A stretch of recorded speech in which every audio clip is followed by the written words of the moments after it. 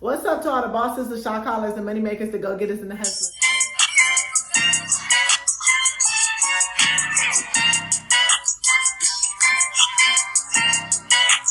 I go by the name of Kari Queen, and welcome back to my channel. Now, if you are new here, go ahead and subscribe, like, comment, all of that. I'm happy that you're here. If you're not new here, welcome back. Today, we're going to be talking about how you can start your ATM business in 2022. Now, I talked about this topic years ago on Facebook when I had a money group. And so recently, a lot of people been asking about the ATM business and is it still a good business to get into? And I have a simple answer to that. Yes, it is a good business to get into. The ATM market reached $20 billion in 2020, and it is expected to have a growth rate of 5% in the following year. So yes, get into it if this is something that you want to get into. And if you see me looking down, it's because I'm looking down at my notes because I don't want to forget anything in this video, and I want to try to get started as soon as possible with your new business. So, you want to come up with a strategic plan like any other business. You want to know your startup costs. You want to know things about your industry. You don't want to just jump in head first to an industry and you don't know nothing past the amount that it costs to get the machine. It's more to that. You need to dig in a lot more deeper than that. So research. Get as much knowledge as you can. Get in these Facebook groups and talk to people that already have ATM machines or businesses.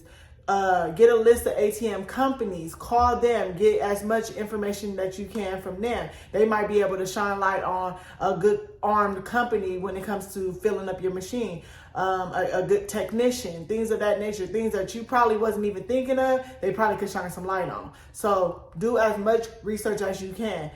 As you do the research, make sure that you start to structure your business right. Make it a legitimate company, a business.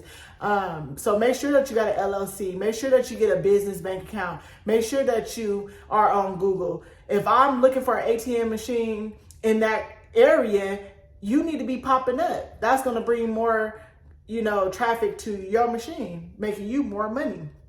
So things that also with having a good structured business, you could start building your business credit. Now you could buy machines on business credit. It's a lot of companies that allow financing, and not only do it allow financing, Amazon got ATM machines for like $2,100. They offer invoicing. They have business accounts. So these are things that you want to consider and want to be strategic in doing, when it comes to your plan, because this can help you as far as like the money that you got to put up front. So if you got $2,000 to buy a machine, instead of buying that machine, you could probably lease the machine, get it on invoice, whatever. And now you got that $2,000 to put into the actual machine for people to, withdraw. Number two, you want to secure a good location. Based on the location is how you're going to make a lot of money. You don't want a slow location because you're not going to make a lot of money. And then you're going to end up being frustrated or whatever. You want a good location that has traffic a lot of the time. So you want to put your machine in an area where it's a lot of cash businesses like salons, barbershops, strip malls, swap meets. Look into the environment. Maybe a farmer market is near, a big farmer market. Those are people that use a lot of cash. You want to look and see maybe where all the places that you have to pay to park everywhere you go. That might be another good location, somewhere to be able to put your machine at. So just things of that nature. And then also when you are getting the location, make sure you're actually going to see the location for yourself. You actually standing around, seeing how much traffic is what's going on. You want to know the peak seasons. Is it busy around Christmas time? Is it busy around summertime? You want to know the peak times. Is it more busy after 5 p.m.? Is it more busy in the morning? These are the things that you need to know. You need to know that if people is going to equal the dollars, you should look at them as the money. So that's something that you want to consider. You want to make sure that your machine is in a location that actually is going to benefit you and it's going to be a actual need for the customer. Now, when you are getting a machine, you want to have a contract in place with wherever you put the machine at. So when you are talking, sorry, my eye is itching.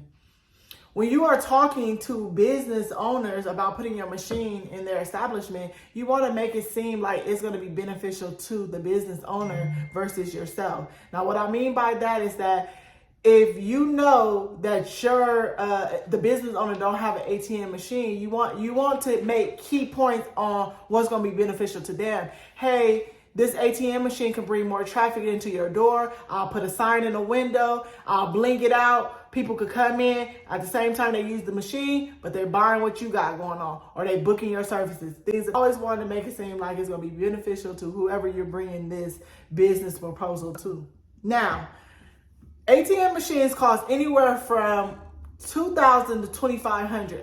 Anything over that, I feel like starting up, you don't even want to even do all of that. Just get you something to get your foot in the door. Because what if you get the machine and you really realize, like, okay, this is not really what I want to do. Now you didn't spend $4,000 or $5,000 on the machine, and now it's just like, dang, you know. So start off with something affordable until you break into the business and even like just start to figure out, okay, this is something I want to do, you know. Now each machine, you're able to keep $15,000 to $20,000 in the machine. Now, do you need $15,000 to $20,000 to put in your machine to start? No, you do not. That's going to depend on, once you sit it in the location, how much is being withdrawn daily, weekly, monthly. This is going to take for you to do the research. It's just like working in a warehouse, right? You never come in and they not huddling or figuring out how the numbers went up, how the numbers went down. Like, you have to do that with your ATM business too, because that's going to determine, okay, I can have 3,000 in here and I'll be good for 3 days, 4 days, whatever days, you know. Or I need a little bit more money, or I could put a little bit more less money in this location. I recommend you buy new machines. I don't know how the old machines operate. I don't know if they're keeping the customer's credit card information, you know, private. You don't want to get a sketchy machine to where you are compromising your customer's credit card information. Now they on the dark web because you wanted to have an old machine or whatever the case may be. I don't know how that works. That's what you need to go and look. But I recommend that you get a new machine. Just make sure that you keep that in mind, because you don't want to be labeled as a sketchy, ATM machine. You don't want to have your ATM machine shut down or whatever the case may be, or you getting sued because you playing with people's money. Do not play with people's money. Do not do that. You do not want to do that. A lot of the times the ATM machines have a dashboard or something that you could set up to where when your money is getting low, or how much how many people are actually withdrawing or using your machine. Now, with you having an ATM machine, you could potentially, in a good location with good traffic, you could make $2,000 a month. And just imagine you making that money. Now you flipping it, you buying more machines. You got 1, 2, 3, 4, 5 machines. Now you got $10K a month. You got good locations, good machines, and things is working for you. You know how much your surcharge is gonna be. I was in a strip club. I think I paid $10 before in a strip club, but it was a popular strip club. And that day it happened to be celebrity in town, everybody done traveled to this place. Now they going to this popping club because their celebrity is there. And now the surcharge is high. So you want to make sure that you know how much you're going to be charging, because you could get away with it being your ATM machine being in a nice area versus the ATM machine being in a more sketchier area. Now, another thing I wanted to mention in the ATM business is be fun with it. You know, like with me, I will brand my ATM machine. You could wrap it. You could have LED lights. You could have a nice rug put it in front of it. You could have your business card somewhere mounted on it. You could do a lot that's going to help you. Even get you a website.